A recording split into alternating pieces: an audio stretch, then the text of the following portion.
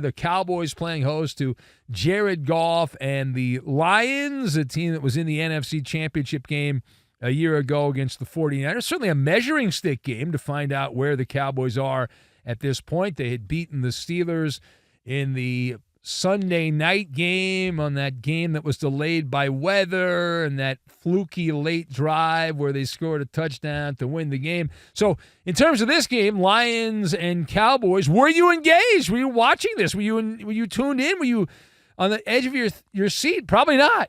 There was nothing to be on the edge of your seat over as the much maligned Jared Goff threw for over 300 yards, 3 touchdowns, his completion streak ending on his very first throw of the game, but it didn't matter. Detroit emasculating Dallas 47-9, the final. Good afternoon, good evening, and good night.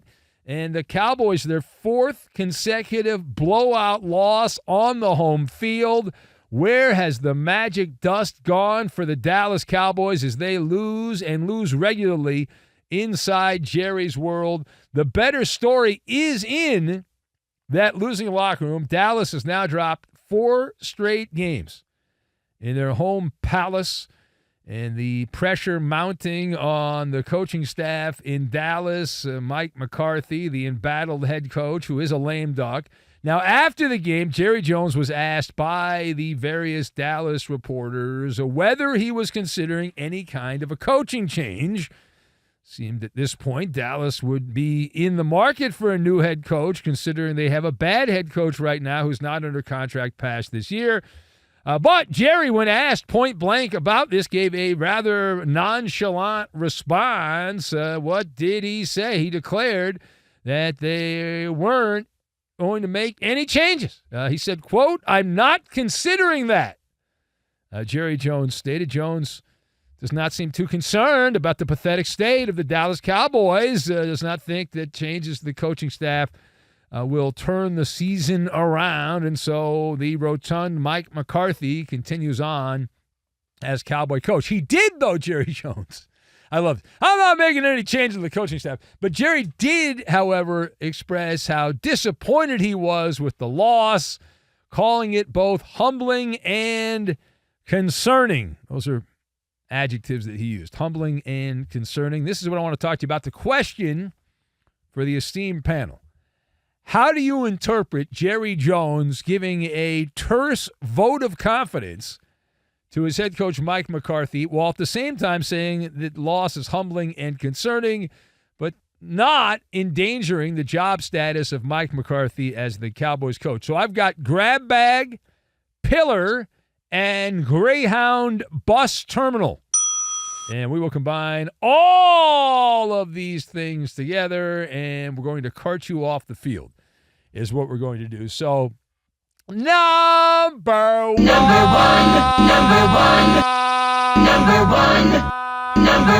Yes. Number one. All right, so Jerry Jones, happy birthday, happy birthday, happy birthday. Yeah, Jerry Jones, what a thrilling birthday gift.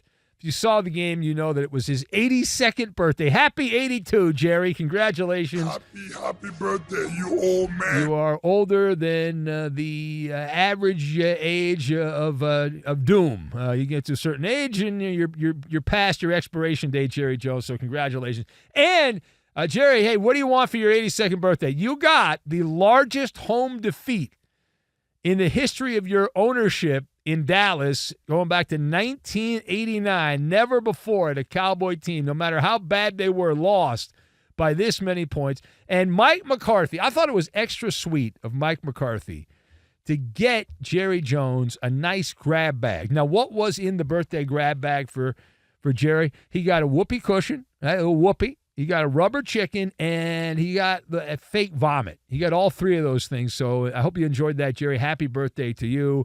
492 yards of offense for the Motor City Kitties. 47 points in this game in Jerry World. 0-3 at home this season.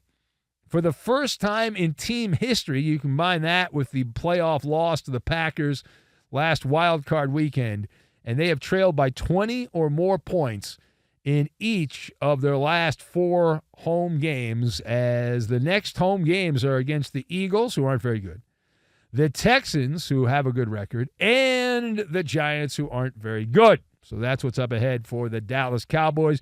Yet, Jerry does not want to pull the trigger on his head coach. Now, why is that? Why does Jerry not want to fire the coach? At least that's what he's saying publicly. So my belief is that Jerry is getting bogged down in the details. And the reality is, as bad as the Cowboys are, Jerry somewhere believes, hey, if we get Micah Parsons back in a couple of weeks, everything will be okay. Right? We got other players out with injury, and those guys are going to come back. They're not season-ending injuries, and everything will be all right, and everything will be just fine. It would be perfectly back to normal, and everything will be great, blah, blah, blah, blah, blah. Plus, and this is always the point of demarcation for Jerry, the business of the Dallas Cowboys is good. The stadium's sold out. The TV ratings are great. The merchandise sales are next level. So as long as all that stuff's there, whether the team actually is good or not, Jerry just has to pretend and feign outrage. The fact that Jerry Jones went out and signed Dakota Prescott to the extension that he did and agreed to terms with CeeDee Lamb on the extension is football malfeasance, and it's being proven out. These guys should have had to have earned their money by performing in the season, and they got paid, and this is what you deserve. The Cowboys are getting what they deserve. Dak Prescott's ineptitude in the playoffs did not warrant that extension. CeeDee Lamb should not have been paid either. Let him earn the money in big spots. They didn't earn the money. And this is what you get. And I hope you enjoy it. I hope you just wallow in the misery of what the Cowboys are, mediocrity in Dallas. Now, furthermore, we go now to the Detroit side of things, the winning locker room, as the Lions are rejoicing, an easy win. However, a major body blow to the Lions here. There's their defensive stalwart, Aidan Hutchinson, carted off the field. A broken left leg, his tibia, tattered. And he has sacked Dak Prescott, and that's it. Season-ending injury for Aidan Hutchinson as he is gone. In fact, he stayed behind, had to have emergency surgery at a Dallas area hospital there. So on a scale of 1 to 10, big loss, obviously a massive loss here for the Lions defensively. How big a loss, Aidan Hutchinson, for the Lions defense, even though they get the win here. Maller's scale of concern for the Lions, sans Aidan Hutchinson, 1 to 10. I am at a 22 on a scale of 1 to 10. Hutchinson is the NFL leader in sacks. He is the leader in impact plays on defense. He is the pillar of the Detroit defensive attack. Now, they have some problems in the secondary, the Lions. Didn't matter in this particular game, but they have had some issues in the secondary. But you know you're going to get 3 or 4 impact plays every game from Aidan Hutchinson, and now you're not going to get those 3 or 4 plays. So it is a Pyrrhic victory for the Lions, a win in Dallas, a impressive win. Wow, that's really neat. But with the loss of Hutchinson, they inflict so much of a devastating toll on that defense that it is tantamount to defeat for the Lions going forward here, because they don't have anybody that I see, unless I'm missing something here, that pops off the depth chart on your computer that says this guy's going to be making a lot of plays for the defense. And now they'll be throwing a bunch of slop against the wall and seeing what sticks here. Just guys like DJ Reader, whoever that is, and Josh Pascal, those type of guys are going to have the opportunity to step into the Aidan Hutchinson shoes. Good luck on that. And essentially, they're porked is what they are. The other white meat, they're porked. The Detroit Lions here, this is not good. Now, last thing. We have a malcontent wide receiver. Where have you heard this before? Dateline, Nashville, Tennessee. The Titans somehow, some way, made the Indianapolis Colts, the NFL's worst defense, look like they're all right. And the Titans lost, and wide receiver Calvin Ridley was spitting mad after the game, not happy, did not bite his tongue, did not hold back. Calvin Ridley, when asked about his lack of production in the loss, scoring only 17 points against the worst defense in football, the Indianapolis defense, in which he was targeted just 8 times but did not have any catches. He had no catches. Well, Calvin Ridley, needless to say, was a little bit upset. Let's go to the audio tape. What was kind of off that resulted in targets but no catches? I had targets in what part of the game I had targets? Fourth quarter, a lot of them. All right, then. So need some in the beginning of the game too. Then getting crazy for me. So I'm just, it is what it is. But I suck today. I gotta be better. But I gotta get the ball a little early in the game so I can be in the game and here with the team, so I can play well also. Okay, so where are you at? Calvin Ridley laying out his anger, his angst with the game plan of the Tennessee Titans. So where are you at, Calvin Ridley, as he is not happy?